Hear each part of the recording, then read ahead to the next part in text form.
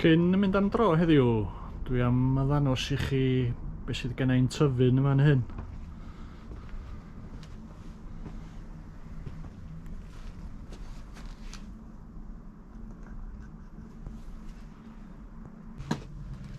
Coed tomatos yn tyfu'n isel at y llawr.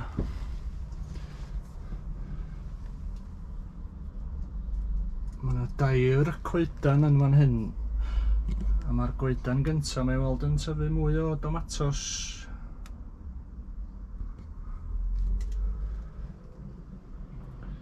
A pys fflat fel da ni'n ei galw nhw.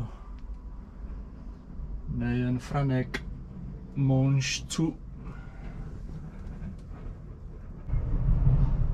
Ail gnwd o letys. Maen nhw wedi bod yn cael eu bita gan y falwod, ond maen nhw'n cael llonydd erbyn hyn.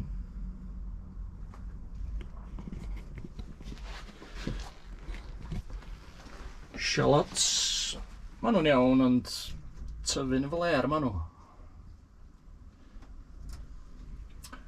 A'r radish yn tyfu'n dda. Mae yna dyllan rhai o'r dail achos mae yna lindys wedi bod yma neu bita nhw, ond dwi wedi cael gwarad o 15 o'r rheini. Mi gan nhw lonydd rwan.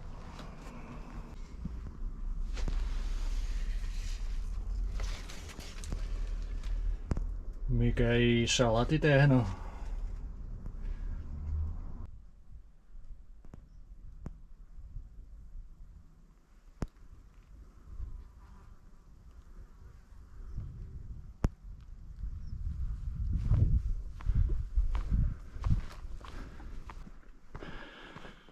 Be dwi am wneud y tro yma ydi crwydro dipyn bach ar yr ardal yma,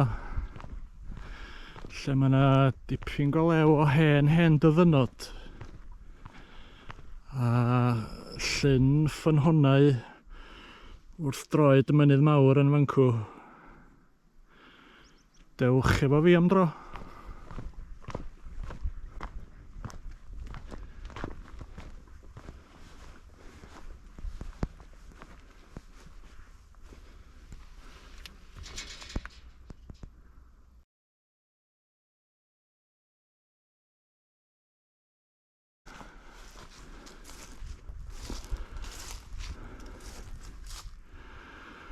Blaen y fferam.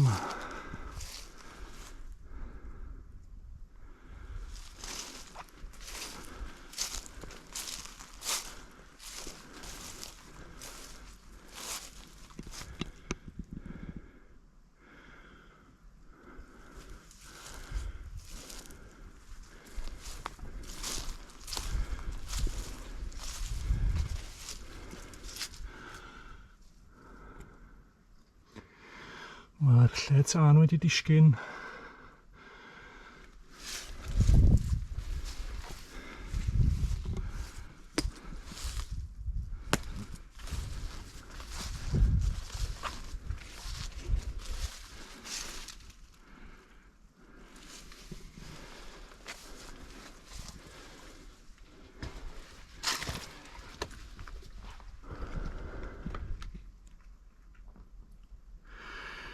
Ie, tamad o bren oedd uwchben y lle tân. Mae hwnnw wedi pydru a dyna pam mae'r gwaith cerrig uwchben wedi disgyn.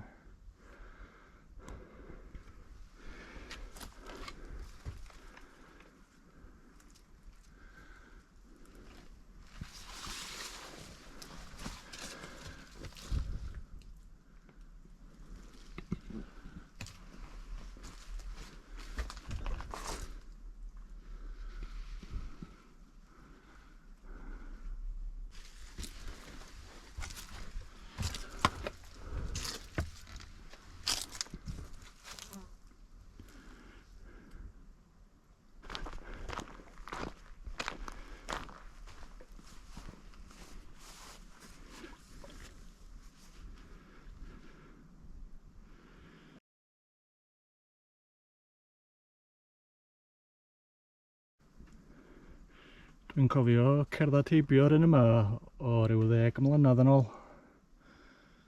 Ac mi oedd y rhan fwyaf o'r to yn ei le yn wahanol i heddiw. Fydd hi ddim yn hir iawn eto, mi fyddai gyd yn disgyn.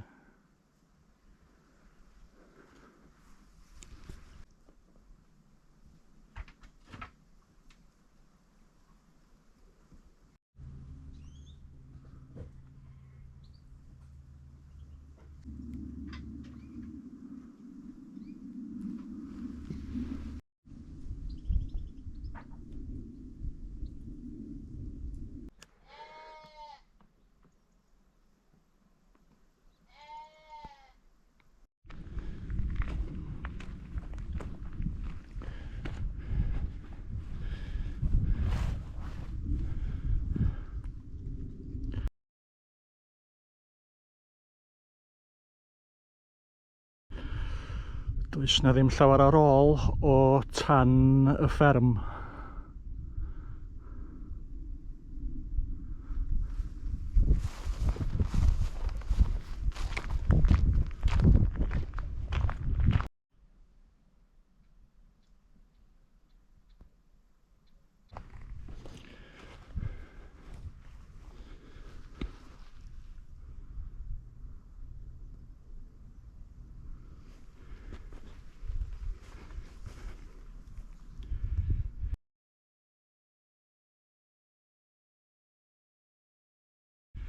Parc Colin ydy enw'r hen dyddyn yna. A mae yna ŵr o'r enw Mr Colin yn hanes y chwareli, unai fod o'n reolwr neu yn oruchwyliwr. A dwi'n meddwl bod y tyddyn wedi ei enwi ar ei ôl o.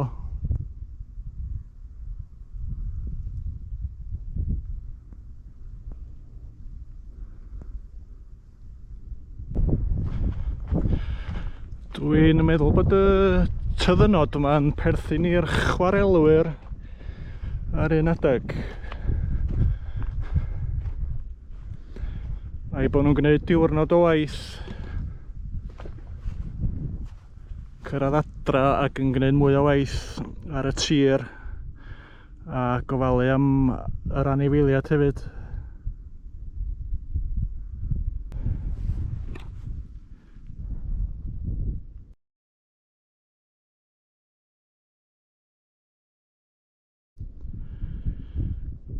Be sydd ar ôl o gorlan wen?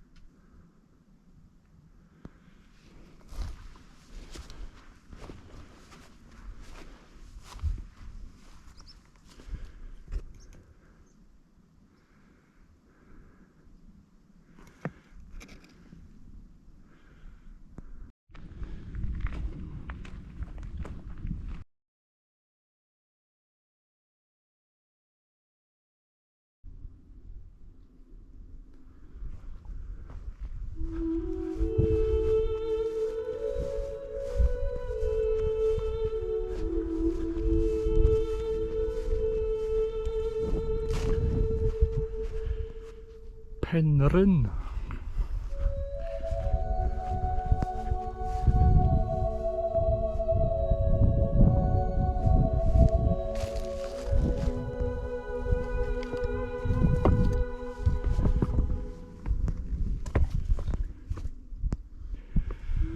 Hwn oedd y lle tân, dwi'n meddwl.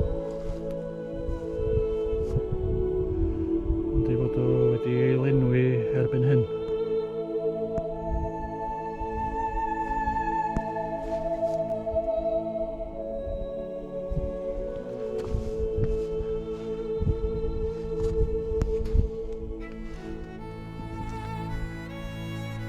Mae'r tir o'i gwmpas i'w weld yn amlwg ar y map.